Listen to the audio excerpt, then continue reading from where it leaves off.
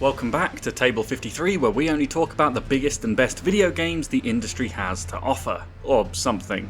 Okay, I know this is not normally the sort of game that I talk about. You were probably expecting a game where there's like 24 different attributes governing the fishing mechanics and only 18 pixels in the character model, but I can branch out. I'm not typically a big AAA video game sort of player, but it's not an ideological aversion. I just don't always think they're the most fun I could be having. But I do like Dark Souls, or at least I like what I've played of FromSoftware's games, which admittedly isn't a lot, in that I've played none of this one, an hour of this one, none of this one, about half of this one, none of this one, and now Elden Ring. So I guess you could say I'm an expert. Not that Elden Ring believed that, it's one thing for a game to be difficult, but did it have to constantly insult me? With that in mind, I assumed I would enjoy Elden Ring, and I did, a lot. It's an epic adventure that is so worth taking part in, but at the same time, just like these enemies squelching around in the marshes, it can also be a massive slog. Slug. Close enough. No game is perfect, and Elden Ring certainly has its reasons not to be, but the positives do outweigh the negatives.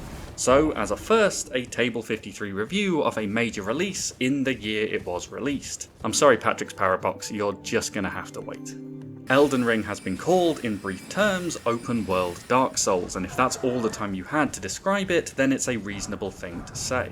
I probably also describe this as being a Dark Souls game somewhere in the script, and even though that isn't technically true, it basically is as far as it's important. Open world Dark Souls, however, did give me two questions before I even started playing, which were, does Elden Ring utilise being an open world, and does Elden Ring actually flesh out its open world enough for it to be interesting? And the answer to both of these questions is yes. I felt like there might be a slight disconnect between the design of a Souls game and the idea of an open world. One type of game wants you to roam and explore, traverse a world that's hopefully been given life by the developers and discover its secrets. Travelling from place to new place is a part of the fun. While a Souls game with its tough, punishing enemies is more likely to keep you in one location, because you will die a lot and maybe you won't or even can't go anywhere else until the challenge that keeps defeating you has been overcome.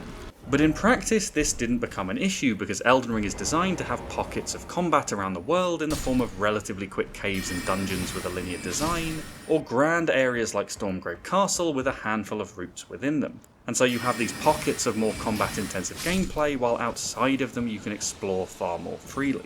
The other benefit that the open world actually has in a tough Souls-like is that it makes it perfectly acceptable to give up. When games are linear, giving up is giving up, because this is the only place to make progress. But in a game as non-linear as Elden Ring, that just isn't the case.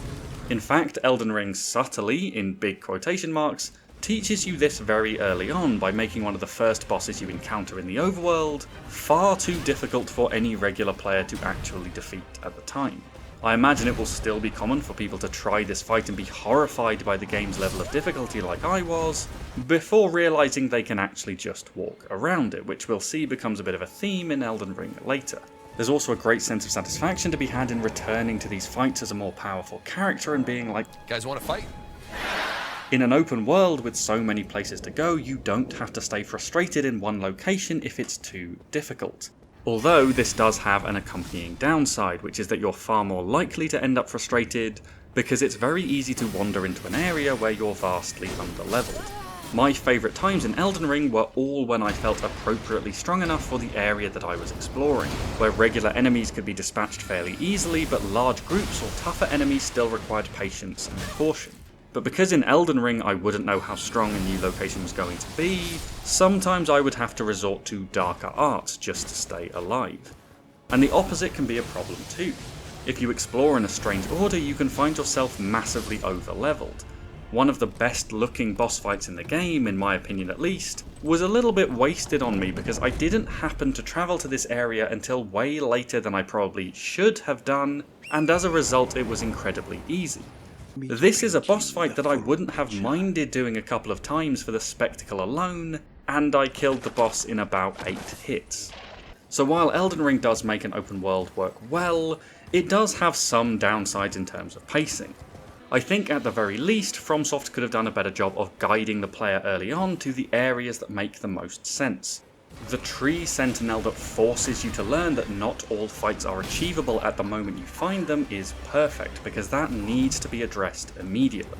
But once that's been realised, the next place the player will go is probably here or here, because this is what you see when you leave the tutorial. The easiest part of the game, however, is backwards over your right shoulder, and I think something like a non-enemy NPC suggesting that this is where you travel first would improve Elden Ring's sort of onboarding. The open world is also fleshed out enough to be an interesting place to explore. You never travel for long without finding some sort of enemy encampment or cave or interesting fight in the overworld, but even outside of the combat, Elden Ring's world also has secrets to discover, like hearing a disembodied voice berating you for not looking at it. Things like this aren't the purpose of the game, but they do provide another element to the gameplay as you travel through more of Elden Ring's enormous world. Between the fights, mini questlines and random NPCs are a common enough occurrence for the world not to feel empty. Part of why they're common enough is that you can travel very quickly. Torrent, your magical horse with a double jump, does wonders for keeping the vast size of the world manageable.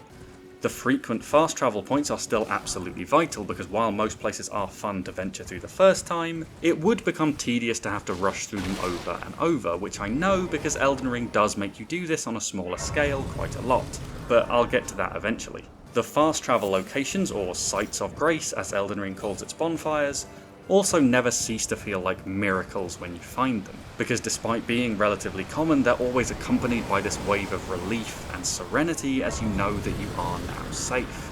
And the world design is absolutely one of Elden Ring's best features. From the start to the end, the regions and biomes vary greatly, but all of them are spectacular. The star-filled skies of Siofra River, the decaying reds of Caelid, or the vibrant greens of Limgrave. There's a different look and feel to everywhere you travel, garnished by wildlife and enemies built around the ideas of that environment, like giant dog creatures eating the flesh of corpses in the deathly Caelid, or normal regular-sized bears in a forest that I definitely don't just run away from. When enemy designs are reused, they are for the most part recontextualized to the part of the world they inhabit. Spectacle is something that Elden Ring does incredibly well.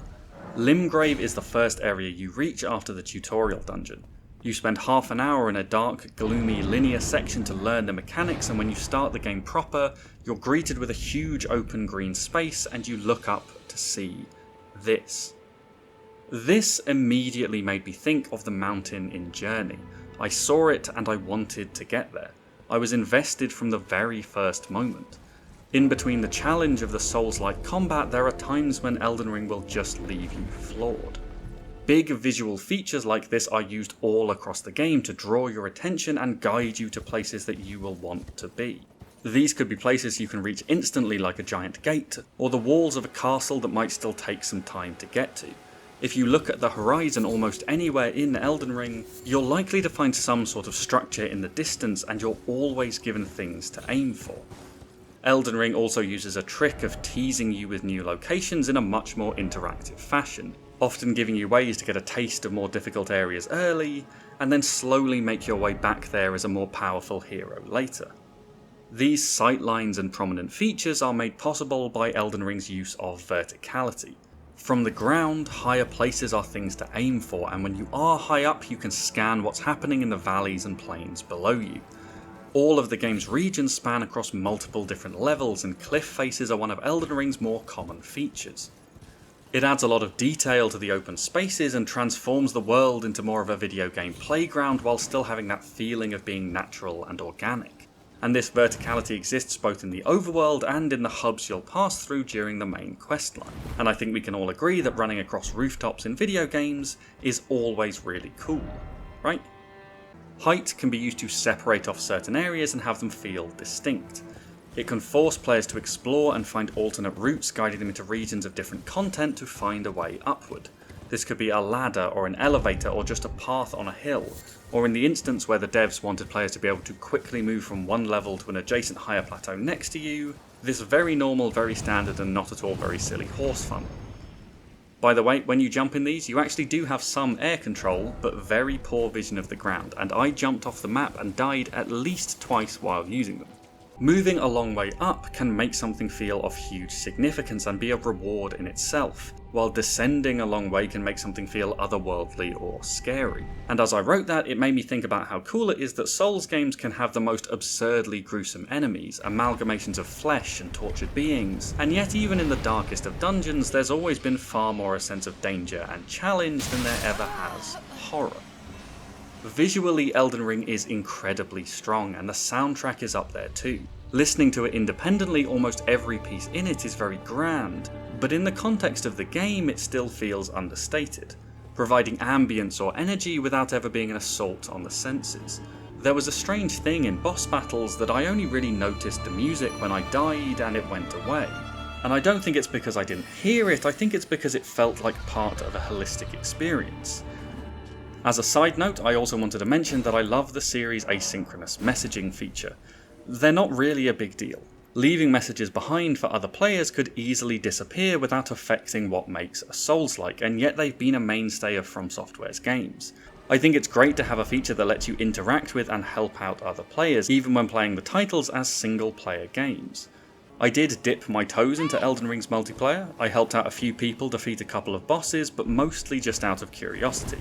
I bought Elden Ring as a single player game, and that's how I wanted to play it. So I didn't request help for any bosses on my end, and I had zero interest in anything PvP. But the messages I really like. Sometimes there are details you only discover because someone else points you there, and being given a hint by another person feels so much cooler than having the game reveal a secret itself. I read pretty much all of the messages I went past, and they really become a core part of the experience. Even these ones. Elden Ring has a fantastic story. Or so I've heard. I'll be honest, while playing the game I had very little clue what was going on outside of the immediate battles I was involved in. I think what Elden Ring does really well is atmosphere and mood more than necessarily a specific story. I knew there was an Elden Ring and that I could become the Elden Lord, but for the most part it was all just messed up things that I encountered along the way. That's also not a spoiler. Becoming the Elden Lord is what this game tells you about in its opening cinematic cutscene, that I think gives a good idea of why I maybe wasn't following everything perfectly. The cutscene is 4 minutes long, it contains just 157 words, and 50 of those words are the names of things, events, and people. In between the front loading of names and details, it can be sometimes easy to lose what's actually happening. The cutscene is pretty epic, but the setup is big war, everything bad, become the Elden Lord, drizzled with a few names like Teplataxel, Devil of Numbers, Oscar the Automaton, and what was that other one? Ah, yes. At least the names in the intro you will eventually associate with the actual characters once you meet them. For a lot of Elden Ring's other starring cast, it's not always easy to remember exactly who is who. You've got Margit, Morgott, Michaela, Melania, Melina, Marika, Renala, Rena, Rani, Rykard, Radan, Radagon, Godfrey, Godric, Godwin, Gideon, Gordon, Jordan, Jason, Mason. You get what I mean, they are quite easy to mix up. In general, I don't think much of the story is essential to Elden Ring, as long as you follow it vaguely. There are cutscenes that pop up to give you more information where appropriate, but for the most part the quite simplistic fight your way to be Elden Lord is really enough, and the environments and boss designs carry the game from there. You can get more background and lore from speaking with NPCs, although it helps if you remember which M-named character is which, and there's also some interesting stuff included in the flavour text on items, which I basically never read but will get onto why later. It's not that there is no story in Elden Ring, or that it's bad, and watching VartiVidya's analysis after I'd completed the game shows it's actually really interesting with a lot of cool dynamics, that I didn't get from just casually enjoying Elden Ring as a game. The top comment on that video says, "Finally I can find out what the game I played for 100 plus hours is about," and I think that sort of sums up what I mean. In addition to the main storyline, Elden Ring also has a fairly large number of side quests that you can be given by NPCs that you find throughout the world. Some of these quests are really short. An NPC might mention a character to talk to at a nearby castle that you were already travelling to, and so you just do it. But sometimes the quests can be involved multi-step processes that require you to arrive at several locations, win specific fights, and speak to other characters in a very particular order, sometimes without particularly explicit instruction or guidance. I didn't complete many of these because in this open world, I already had ideas about where I wanted to be. If a side quest pointed me in a direction that I was already going, then sure. Otherwise, I would usually prioritise my own exploration. So the quests I completed most frequently were ones where, in the course of doing what I wanted, I stumbled across an enemy or an item and realised this is probably what someone had asked for. Another reason I didn't complete very many is that the quests are actually pretty difficult, and not in the classic Dark Souls sense, but more just in terms of keeping track of what you actually need to do. There is no quest log built into Elden Ring. Nothing in the game actively helps you keep track of what you need to do to complete characters' side quests. In a linear game, this doesn't really matter because you'll eventually reach the next part of any quest just by following the line. But in open world Elden Ring, this makes quests a very different experience. And just pointing out that what I say here is about what's available in the game. The foolproof way to complete any quest would be to Google where to go and what to do, and while there's nothing wrong with that, I just don't think it sounds very fun, especially on a first playthrough. So I have now Googled Elden Ring side quests, but I did it after the game to check my suspicions on whether or not I was being an idiot. Often when menus aren't included, it's so that a game can try to be more immersive, keeping you, the player, in the same knowledge state as you, the character. But this isn't Journey. You have a heads-up display, you have an item menu with 1,000 minute details, and a mini-map that points where to go for main story progression. So instead, perhaps it's more about wanting players to really engage with the dialogue and reward players for actually listening and thinking about it. And it is nice when you discover an NPC and you recognise what or where or who they're talking about, or the inverse where you find a thing and then remember a small piece of dialogue from a few hours ago. It is rewarding to make progress in these quests because it meant that you had learned or recalled or discovered something important and then taken action on it. Although, that doesn't always even make a difference. Sometimes what you need to do for a side quest is go to the right place at the right time because that's where an NPC has decided to travel to. But they haven't always told you that. It then feels like you just have to have accidentally stumbled across them, and if they've gone somewhere that you've already fully explored and aren't going back to, then you probably just won't. One of the side quests that I did complete was for this guy. I love this character. Great voice, great design, all-round swell dude, 10 out of 10.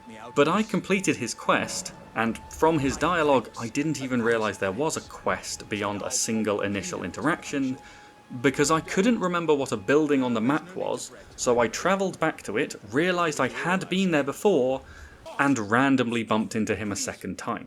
And then there was a vague indication of where he'd be after that, and I found him semi-deliberately, in that I went to the right vague area, but still only found him by chance because he was hiding in a really odd place.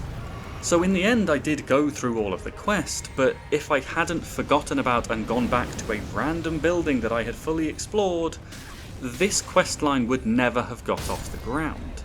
Really, what this suggests to me is that you're not expected to complete every NPC questline, or even most of them, because there's no reminder in the form of a quest log of what you should be doing, and so instead what you should be doing is just whatever you want, and also vaguely following these. Instead, the side quests are something that add a bit of life and dynamism. Good video game worlds don't feel like they're there just for you to exist in, they feel real outside of your involvement, and this is something that the side quests definitely add. There are other people with their own motivations within the world, and some of them actively roam and explore the lands between, and you feel this in your encounters with them. If FromSoftware did want players to complete a lot of these storylines, then a quest log should really be a no-brainer. Currently, if you need a clue for a quest, all you can do is go back and speak to the NPC who gave it to you and repeat their last line of dialogue. And given that you can do this, it just involves a bit of time to teleport and run over to someone, a bare bones quest log that just lists the most recent dialogue from each person would just make it easier. So now it's time to move on to the main gameplay mechanics, in other words, the combat. Video game combat is at its best when the player has a range of tools available to them, and each of those tools has its place in combat depending on the situation. In Elden Ring you have a regular quick attack, a heavy attack, a charged heavy attack, a jumping heavy attack, a static block, an active parry, the classic dodge roll, a choice between one-handing and two-handing weapons, and equipable bonus weapon art abilities, and all have their place depending on what's in front of you. There's also a range of incantations, spells, summons and arrows which, provided you have the attributes to use them, can supplement your build or be the pure focus of it. The only mechanic there that doesn't really depend on what's in front of you is summoning, and that's because it's basically always good when it's available, which is boss fights. The only consideration is that sometimes you might want to wait for a boss's second stage before summoning if that's where they can have more of an impact. I'm also a big fan of summoning in games in general. There's something really satisfying about fighting with AI sidekicks, and the effort to design and animate such a range of them in Elden Ring has to be praised. You'll even have boss fights where Torrent is available, giving Elden Ring some of the best horseback boss battles since Shadow of the Colossus, which I said I would make a video on, and I will, eventually. I have written a chunk of it, it'll be the next big video, probably, I just don't know when. Torrent even offers you a separate dodge mechanic. You get invincibility frames when mounting and dismounting Torrent, presumably to avoid being knocked off your horse and killed when you were getting off it anyway. But this can also be used in combat in a way that feels very normal, very standard, and not at all very silly. The timing on this is also really lenient, it is a lot of iframes. Enemies are also more vulnerable to particular types of attacks, such as magic, fire, slash, or pierce. Although these probably have less of an effect on how engaging combat is, and more of an effect on variability of fights between different playstyles, as you can't fully switch from melee focus to magic if your build doesn't allow for it, and while you could, I'm sure most players don't change equipment depending on the enemy in front of them. The only times I really considered these weaknesses were deciding whether to use Rock Throw or Glintstone Pebble, but I'll get onto them in a second. The main mechanic that makes Elden Ring's combat more interesting is poise and stance breaking. Each attack on an enemy adds to an invisible poise meter, and when it fills, it causes the enemy's stance to break, leaving them vulnerable to a high damage critical attack. Not only is it great to watch titanic enemies crash to the ground under the weight of your aggression, this meter also incentivizes more varied play. This meter system is also how all status effects work in the game. Your attack adds to a bar, and when it fills, you proc the status effect. And if you want to know more about me as a person, note that I wrote this line down, and then I googled the etymology of proc because I realised I didn't know why it existed. Status effects can be really useful for dealing some extra damage, poison and scarlet rot ticking down an enemy's health bar, and bleed, by far the best of them, eating huge chunks of enemy health at a flat percentage rate. Attacking in Souls games is risky. Every second you spend attacking is a second where you can't dodge or block, and so quick attacks where you regain control faster are usually a safer option if you want to stay alive. The extra damage of slower, lumbering, heavy attacks often doesn't make up for the extended loss of control, so in order to make them more valid, heavy attacks in Elden Ring fill the poise meter far more effectively than regular attacks.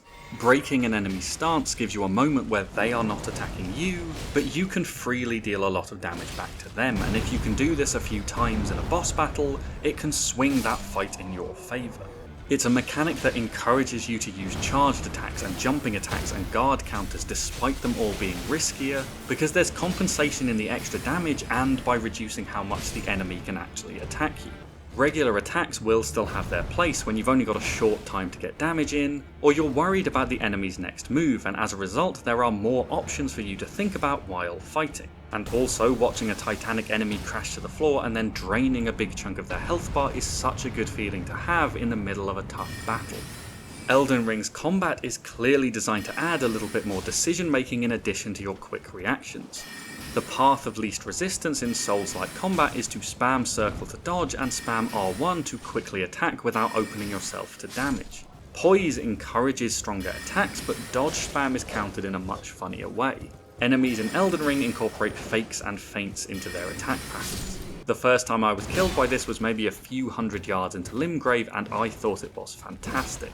A knight charged up an attack with their spear, started to swing, and stamped their foot onto the ground. I dodged out of the way in panic, and when my dodge roll completed, I was immediately stabbed by the spear. And I couldn't even be mad.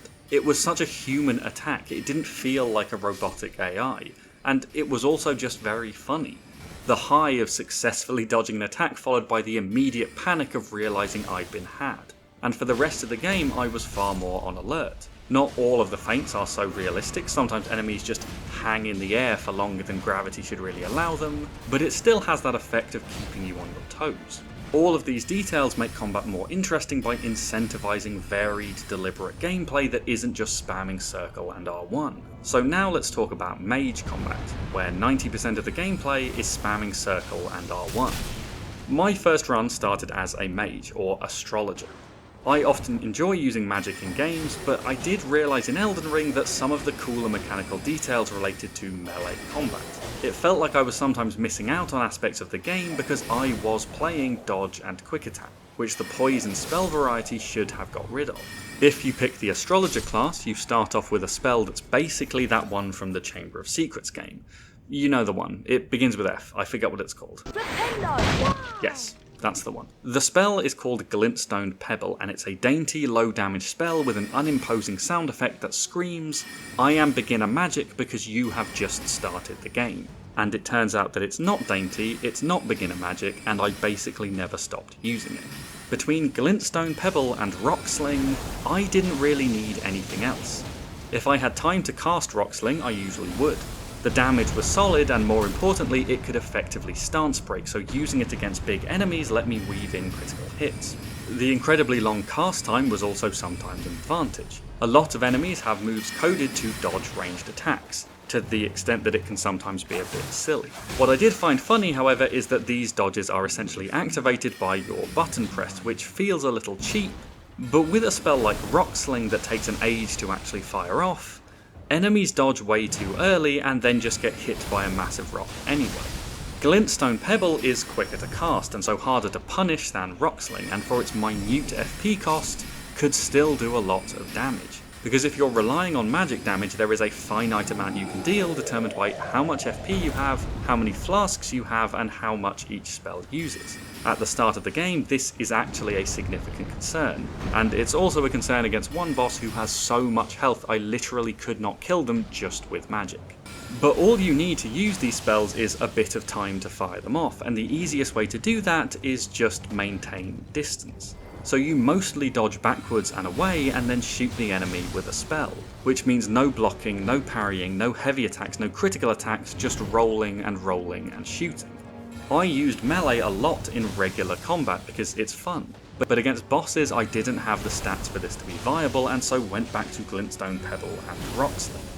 There is one major benefit to ranged combat, however, which is that if you're fighting against a particularly large boss, you're far enough back to actually see how cool the design is, while the melee users are fixated entirely on one left ankle like they're browsing 19th century erotica. There was another annoyance I had that was most significant with ranged combat in particular. The camera lock-on button is rubbish. If you press R3, you and the camera lock onto an enemy, letting you strafe around them, but more importantly, letting you target them with spells. If you don't aim at an enemy, your spells will just shoot forwards and probably miss. The R3 button has a second use when you're not in combat, where it recenters the camera, and I'm sure you can see where this is going. You look at an enemy, you press the target button so you can shoot them, and the camera swings in front of you. This is annoying at the best of times, but during a fight it can straight up just kill you. If you press to target an enemy so that you can block an attack and the camera swings to face the opposite direction, you just take a free hit to the back. The number of times I died from this in Elden Ring is probably somewhere in the low double digits. The targeting choice was also sometimes frustrating in groups of enemies, when the targeting locks onto a different enemy than you intended or expected it to. It's a really annoying way to lose health or die because it's a moment where you have to rely on the game to do something, and it does it wrong. I guess this can now be the bit where I complain about small details that I find annoying in the combat, and this is the other one. Elden Ring uses very lenient move buffering. I'm not sure if lenient is the right word because it ends up being quite punishing at times, but basically you can press your next input while your character is locked into an animation, and there's quite a long window before the animation ends where instead of failing, the input will be buffered and happen immediately when it can. This is great for dodging as quickly as possible after a slightly greedy attack, but it also has the downside that if you panic spam dodge roll, you will sometimes queue a second roll and be immediately killed for it.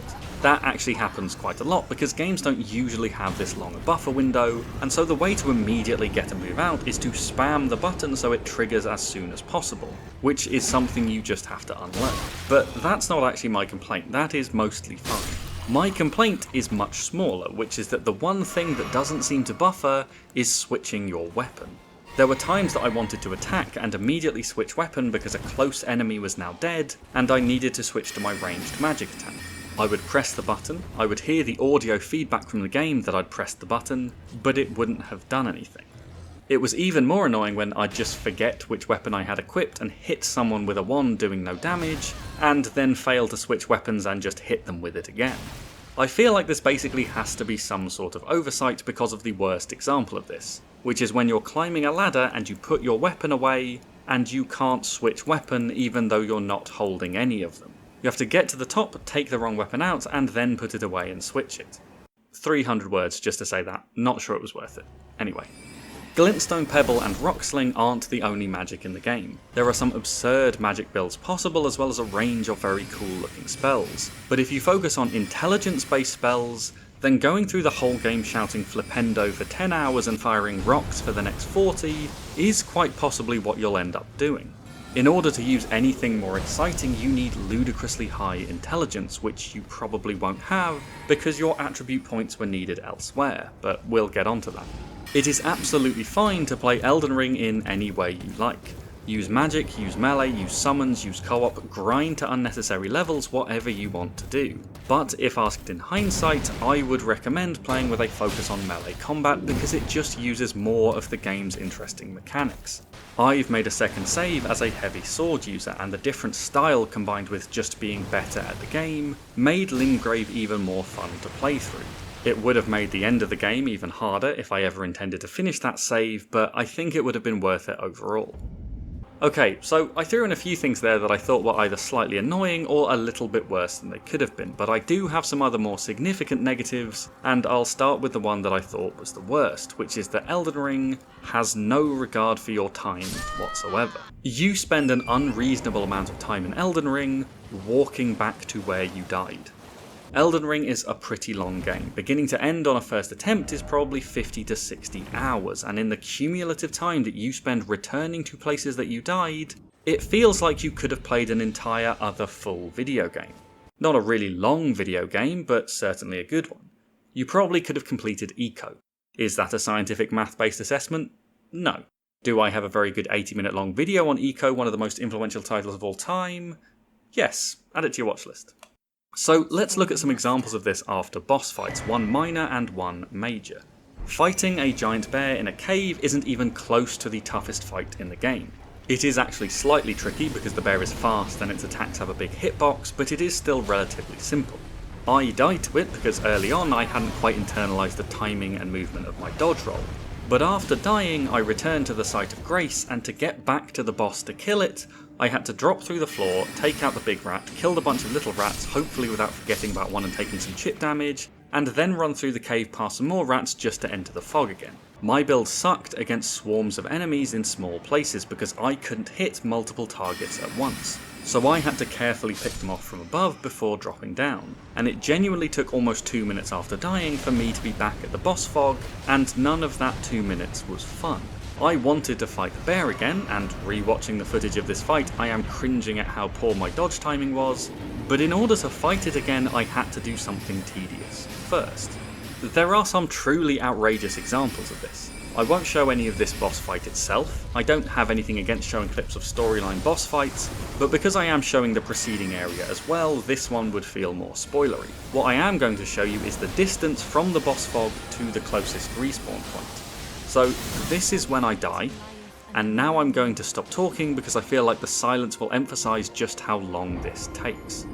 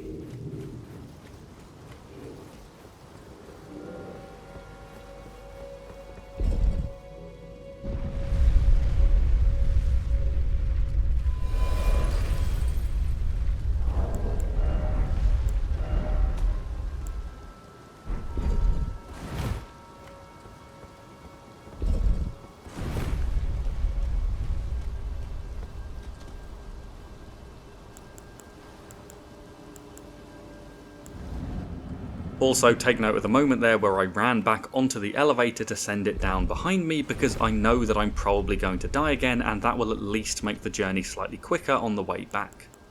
And to make it worse, this boss has 2 stages, and the first stage is a puzzle boss that's easy, but really, really long. So if you're dying early in stage 2, it could genuinely be 5 minutes until you even get to try it again.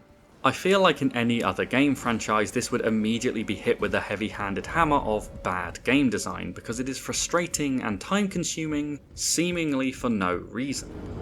The thing is that Elden Ring actually has a solution to this. The Stakes of Marika are respawn points that don't have all the bells and whistles of the Sites of Grace. They're entirely designed for quick respawns, and so this instance could be fixed pretty quickly. But even this to me feels like a half measure. While the option to respawn at a Site of Grace or a closer Stake of Marika are nice, just give me an option to respawn inside the boss room and immediately go again. There are some good examples where the respawn point is just a few yards away from the enemy, and in the overworld I can be more forgiving of the loading time. It makes it way easier to try a tricky fight again and again and again.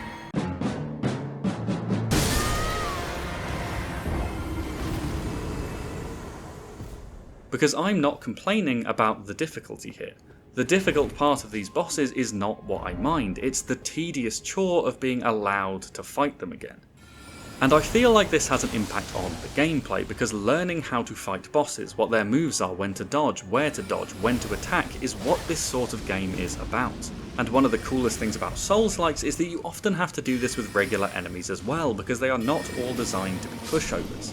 But figuring these things out is in part a process of trial and error. You won't read every attack the first time, and even when you've figured out a cue, you won't know if dodging in to punish or dodging away is better, or if you need to save stamina for multiple dodges on a chain attack.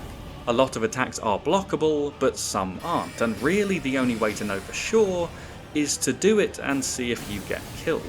Learning how to fight tough enemies is brilliant, but learning how to fight an enemy is not fun if you have to run through 2 minutes of tedious dungeon every time you want to make another attempt. In my mind there is an unwritten rule. When video games require trial and error, if it is easy for me to make an error, it should be easy for me to make a trial as well, and in Elden Ring it just isn't as easy as it should be. When you have kids and long working hours and important responsibilities, this is a huge barrier to actually getting to enjoy Elden Ring. And sure, I might not have any of those things, but I still found it annoying as well. But actually, returning to bosses is not the most annoying thing, because at the very least when you kill a boss, they are actually killed. It's infinitely more tedious to die in regular combat encounters, because regular enemies respawn, and if you die you have to go through them all again. The reason minor enemies don't disappear is partly because you would run out of content in the game if they were all gone, but mostly because there is a difference between boss battles and regular enemies. Fighting a boss is a standalone individual challenge. It is a singular test of your abilities that will be very difficult. Can you, over multiple attempts of failing and learning, put together that one performance that will win you the fight? And so when you get into the swing of a boss battle, you don't want that long trek back between deaths, because you just start to lose momentum. But fighting through enemies from A to B is not a singular challenge, it is more like a gauntlet. You don't have to fight as perfectly as against a boss, but you do have to fight fairly well consistently to avoid being worn down over time or distance. And that is the challenge until the next checkpoint. The trek back through the enemies here is fine, because the trek back through the enemies is a part of that gauntlet. However, in Elden Ring, this doesn't always feel like the case, because in regular combat you don't tend to die from the sustained pressure of continued enemy presence. You tend to waltz through easy opponents, and then die to one difficult enemy that you haven't quite sussed out yet. Because some regular enemies are punishing. You have to treat them with respect and figure out their movements and learn when you can attack them, or they will kill you. And that sort of gameplay feels more like a small boss fight, except if you die, you still have to wade through those first easy enemies when you now just want to fight this one. Instead of feeling like a proper gauntlet, regular enemy combat in Elden Ring at times feels like a bit of tedious fighting around one very small boss. And because that can be a bit of a tedious challenge, you start to realise that it might not be worth doing. There was a pattern that emerged that I would go through an area, get caught out by a sneaky or difficult enemy and die. Then I would carefully fight my way through again and possibly still die at the same or a later point. And then I would run forward and just ignore every enemy because I knew where I was going and fighting them just wasn't worth it. And then I realised that actually, the smart thing is to do this first. Just run and maybe I don't have to fight anyone at all. And if I do get killed by being hasty, well at least I know more about the route and I wasted very little time learning it. About halfway through Elden Ring, it stopped feeling worthwhile to seek out fights with regular enemies because there wasn't much of a reward for doing it. The biggest potential downside of fighting enemies is that you die, you drop all your runes, and you have to do the same thing again.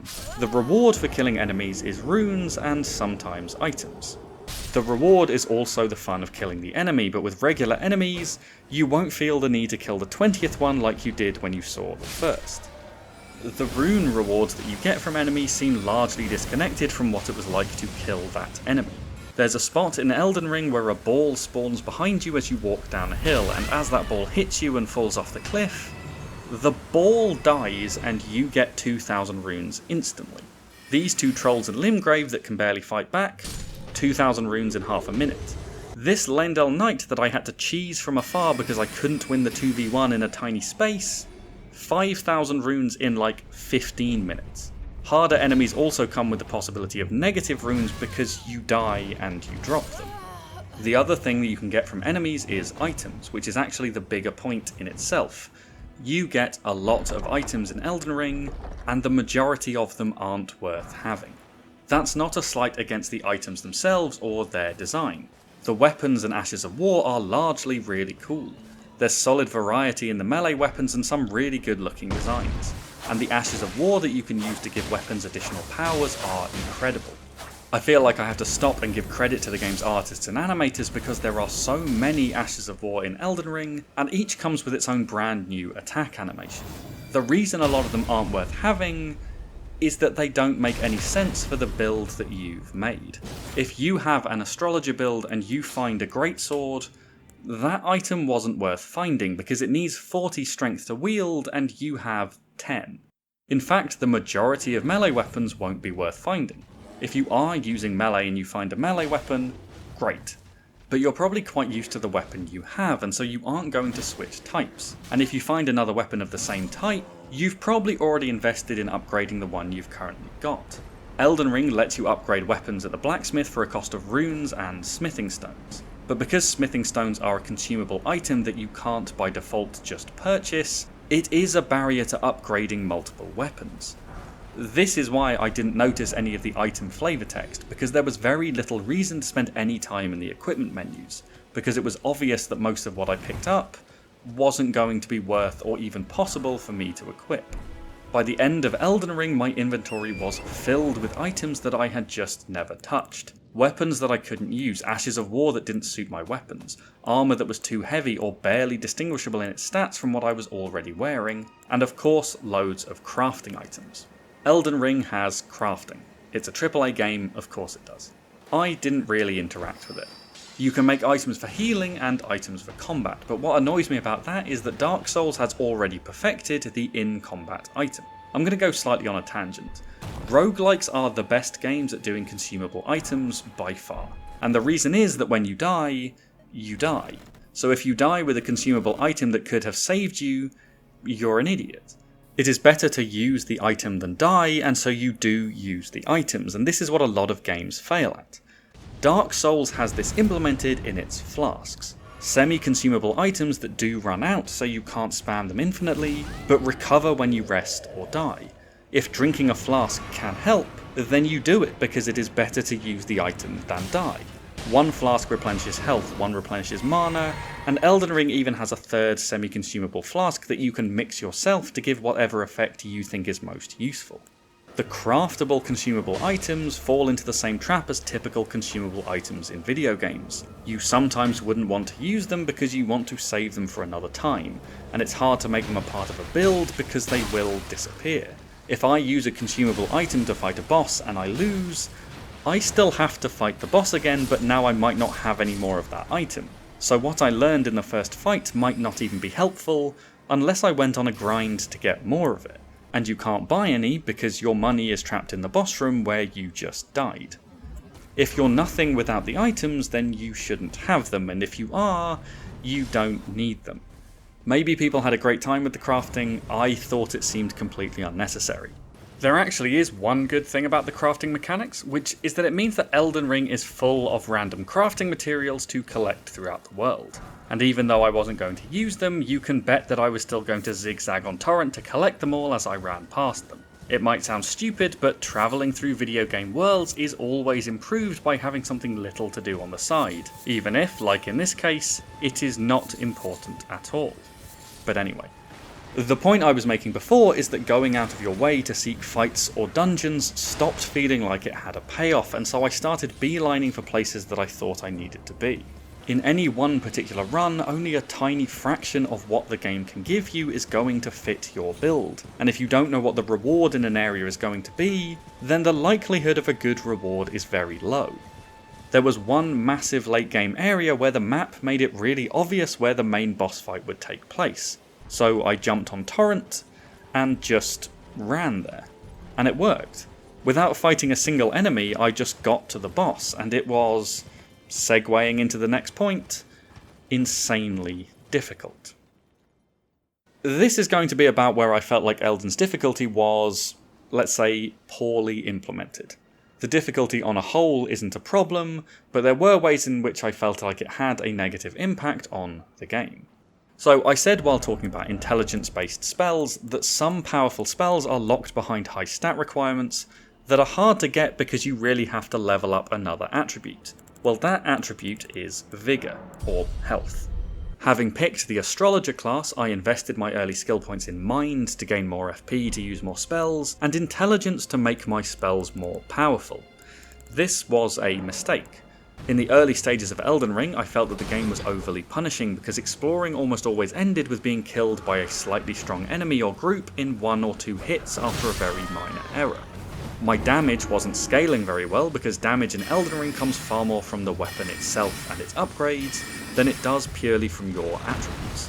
So I had the 900 IQ idea that to avoid dying so easily, I would gain some health. And I did, and from there the game made far more sense. But as the enemies grew tougher as I progressed, I needed more health again to avoid the 1 or 2 shot deaths that were plaguing me before. In the end, I put about 30 consecutive level ups into my health bar to get it to about 40 points, at which point the increase in health per level seemed to massively reduce. I've done some research while writing this video, and this seems to be a fairly common opinion. If you want to enjoy elongated stints in the overworld, you need to upgrade your Vigor. But if every time I level up, I'm just upgrading my Vigor, leveling up was nowhere near as exciting as it should have been. It's so ubiquitous that I think every attribute point should just have given a passive health boost because you need it, and it keeps the options more interesting. A small health boost when upgrading Mind or Intelligence, a medium health boost for upgrading Strength as those builds will take more damage, and then leave Vigor as an attribute to gain a lot of health in one level up, because otherwise you really will have to throw 30 levels at Vigor, and it's not an interesting decision to make for your build. And then, after all of that, after continuously upgrading Vigor over and over and over, you reach the late game, and it no longer matters, because the bosses are so absurdly powerful that they will 1 and 2 shot you again anyway. There are attacks where you have to spend 15 seconds dodging continuously and one slip up will be fatal, and at the end of that attack you might not even get a chance to punish before the next attack comes flying in. Not only is it aggravating and frustrating, but it seems to completely deny the point of really tough boss battles, because if an attack can kill you in one go, you might only get one chance to learn how to deal with it before you have to go through the long process of restarting the battle. If the attack is in a second stage of a boss, you might even have to restart the battle a couple of times just to reach the attack that you're still figuring out how to deal with. It's punishing, but not in a way that transforms into feeling rewarding. A couple of the early game humanoid-ish bosses are, in my view, the best in the game. They were difficult when I reached them, but they had an interesting variety of attacks that needed patience or dodging or blocking or punishing in different ways that made a really engaging fight. The late game bosses are more about trying not to die to that one attack that you haven't figured out yet, and hoping to eventually chip away enough health, and it simply wasn't anywhere near as satisfying. And because we're talking about difficulty, let's quickly jump into everyone's favourite Dark Souls talking point. I don't see any reason why these games couldn't have a difficulty mode. I don't see any reason why these games couldn't have an invincibility mode. It would take nothing away from how I was enjoying the game. I played Elden Ring on the default difficulty because that's what there is. If there was a setting and I didn't change it, I would still have played exactly the same game. I've seen a lot of people argue that Elden Ring does actually have a difficulty mode because you can choose to play as a melee fighter or take the easier option and play as a mage. But what if you wanted a melee build and still wanted an easier mode?